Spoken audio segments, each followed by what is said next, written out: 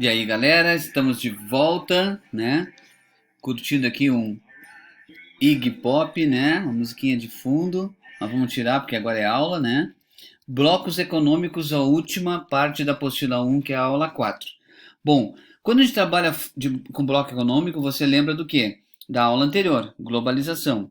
Se a globalização ela está presente e você tem a aproximação dos países, maior dinâmica comercial e etc., hoje você trabalha com blocos econômicos, que têm um objetivo bem claro: dinamizar e intensificar a economia. Como que você faz isso? Cara, facilitando de todas as formas o comércio entre as nações. Por isso que a ideia sempre seria de reduzir ou eliminar as tarifas e impostos de importação e exportação entre os países membros. Não é uma coisa muito fácil, até porque você também tem um processo bem legal chamado protecionismo, que faz com que alguns países entrem na contramão dessa globalização. Inclusive, nós tivemos no final do ano passado, né, mais ou menos a metade do ano para cá, quando o Trump intensificou a guerra contra a China comercial, ele falou que a globalização seria prejudicial para os Estados Unidos, né? Então é uma coisa muito relativa. Mas hoje em dia a gente trabalha com blocos econômicos. E quando eu trabalho com blocos econômicos, eles têm características, são classificações de cada bloco econômico.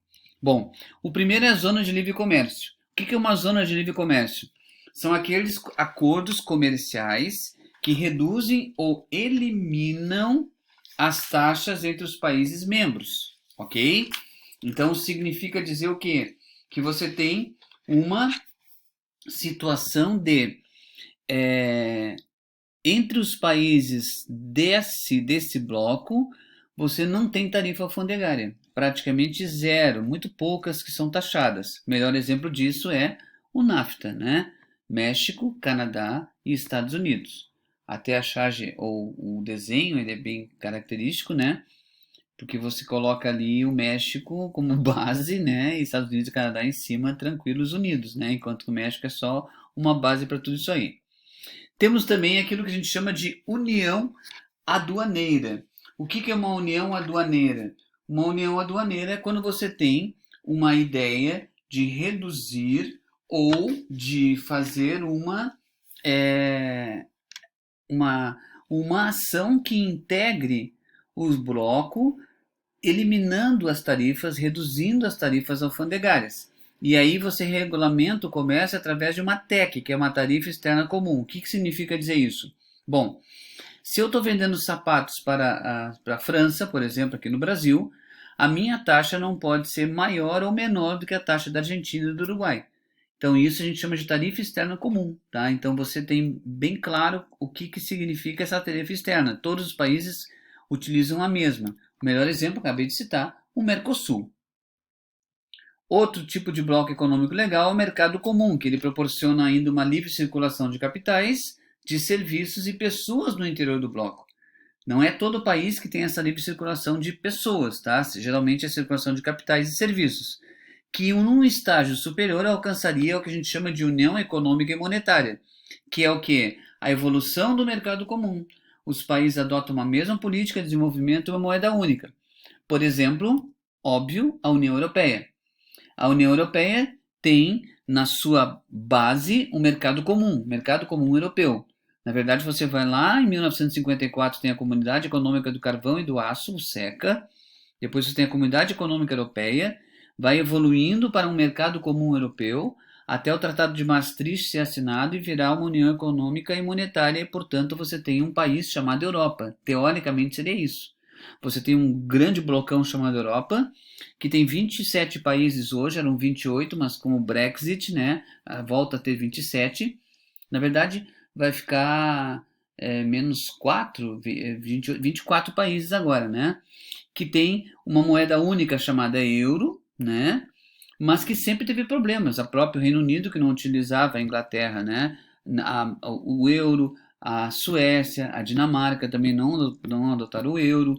Então é um problema. Nós tivemos uma bandeira única, né? A bandeira azul por conta da cor da plenitude, 12 estrelas amarelas douradas, né? Por causa da riqueza, e 12 porque é o número perfeito. o 12 horas do dia, 12 meses do ano, 12 signos. Então tem uma simbologia esotérica naquela situação ali. Temos também um parlamento europeu, temos um banco central europeu, mas na tentativa de fazer uma constituição para a Europa, barrou-se, acho que foi em 2010, 2011, agora não me recordo a data, que Portugal num domingo fez um plebiscito e negou-se a fazer uma constituição, e a Holanda no dia seguinte também. Então não há uma unidade europeia de fato e de direito. Muita gente reclama que quem manda é a Alemanha, aquela coisa toda, mas é um tipo de bloco econômico que você chama de União Econômica e Monetária porque tem uma moeda única, ok? Então, a partir de agora, a gente entra na apostila número 2. Bom, antes de entrar na apostila número 2, lembre aqui, ó, uma boa semana de estudos para vocês, né? No YouTube, o canal Imersão Vestibular é onde você acha as minhas aulas que você está vendo agora, então você chegou lá. E qualquer dúvida que você tenha, tá ali, né? prof_henrique.f de feliz, @energiablue.com.br. Você manda para mim um e-mail e respondo as suas dúvidas dentro daquela possibilidade. Não me perguntem como acertar na Mega Sena, que eu também não sei. Se eu soubesse, não estava dando aula ali, né?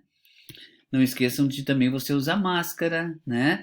Você está na época da quarentena, então não esqueça, não saia de casa, fique bonitinho, não adianta ir para a praia. Ah, vou para a praia. Se todo mundo pensa a mesma coisa, todo mundo vem, é uma confusão. Ainda mais eu vejo isso todo dia, porque eu moro na beira da praia, né? Tem muita gente que vem de Blumenau, de Joinville, Rio do Sul, Jaraguá, tudo para a praia aqui, né? Acha que está de férias, é uma coisa muito doida.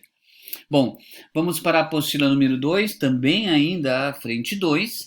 Vamos trabalhar agora então com o capítulo número 6, que fala 5, desculpa, que é a geopolítica da América Latina. Bom, ali você tem uma coisa muito importante que você jamais pode esquecer, que é o seguinte: sempre que eu trabalhar com América Latina, você vai lembrar, existe uma diferença nas Américas entre a América anglo-saxônica e a América Latina, que tem a ver com o tipo de colônia. A América anglo-saxônica é colônia de povoamento, a América Latina, colônia de exploração. Povoamento você não vai para explorar, você vai para morar. Você vai fincar raízes ali, né? A gente até em aula a gente até conversou numa hipótese assim, né? Quem foi meu aluno tá, ao vivo e a cores, né? Presencial deve lembrar. Imagina se não tivesse, no ano de 1517, a reforma religiosa de Martim Lutero. O que aconteceria? Martim Lutero talvez se revoltasse contra as indulgências, talvez se revoltasse contra isso tudo, o Papa talvez excomungasse ele da mesma forma, mas ele pegaria sua Bíblia, botaria embaixo do braço e iria para casa. Não faria a tradução. Se ele não fez a tradução, não teriam seguidores de Lutero, portanto não teria a igreja luterana e os protestantes, que viriam depois, calvinistas, etc. e tal. Se não tem esse tipo de reforma religiosa, óbvio que a igreja apostólica romana não faria a contra-reforma. Na contra-reforma você tem lá a Inquisição, a perseguição, aquela coisa toda. Então talvez não sairiam daquela região Europa migrantes irlandeses, britânicos, alemães e migrassem para o outro lado do oceano. Portanto, não seriam formadas 13 colônias e, por consequência, não teríamos os Estados Unidos. Olha bem como a coisa é muito maluca, né? Mas como é que eu sei a diferença, né, entre os dois aqui? Com essas duas imagens, dois quadros que você encontra nos Estados Unidos, principalmente o primeiro, você encontra lá na Casa Branca tem, e aqui no Brasil, né? A coluna de povoamento você vê ali nos dois, vamos lá. As duas imagens mostram uma oração, né? Uma coisa religiosa naquele momento. Na de cima um pastor orando, talvez para abençoar a alimento que está ali, e ali embaixo a primeira missa rezada no Brasil. Em ambas você vê índios sentadinhos bonitinhos. No caso do Brasil tem até índio em cima da árvore. A diferença que você vê é que no Brasil você não vê mulheres.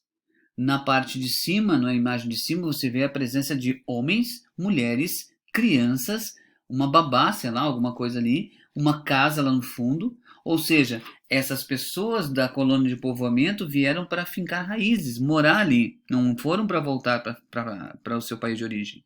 E do lado de baixo, na parte de baixo, você tem a exploração, que vieram para a América Latina, no caso o Brasil, vieram para explorar. Por isso que tem até Uma coisa muito controversa que se fala bastante é: em países de colonização protestante houve desenvolvimento, em países de colonização católica, Companhia de Jesus, houve a exploração e principalmente uma pobreza absurda retratada na América Latina, né? Então é uma coisa que a gente discute bastante em relação à América Latina. Bom, na questão da América Latina, o que você tem de importante? Primeiro, são 21 países distribuídos em 13 territórios, com 633 milhões de habitantes, num PIB que gira em torno de 5 trilhões de dólares, com profundas desigualdades socioeconômicas. Em que áreas você encontra essas desigualdades socioeconômicas da América Latina? Na saúde, na educação e na violência urbana. A gente tem aqui, né, no Brasil, esse caos na saúde, que já existe há anos, agora com o coronavírus também extrapola um pouco, né, por conta da não tem lugares suficientes para todos. A educação, misericórdia, né, quando você fala de educação nos países mais pobres, são raras as pessoas que conseguem ter acesso à educação. Nós, que estamos nesse momento em aula, é um privilégio, né, a gente ter essa aula, porque nem todos têm. Eu dou aula para alunos também de escola municipal e não é o mesmo tipo de aula, é uma aula gravada também, mas fica lá disponível para alguns ou não para todos, porque nem todo mundo tem internet em casa, então é uma confusão. E a violência urbana, né, que é muito presente nos países latinos. Também temos a instabilidade política, né? Onde é que você vê isso? Quando você tem as disputas entre grupos políticos e ideologias diferentes. A gente vê isso no Brasil, fora do Brasil, em qualquer lugar aí. Bom, o que é importante quando você fala da geopolítica da América Latina?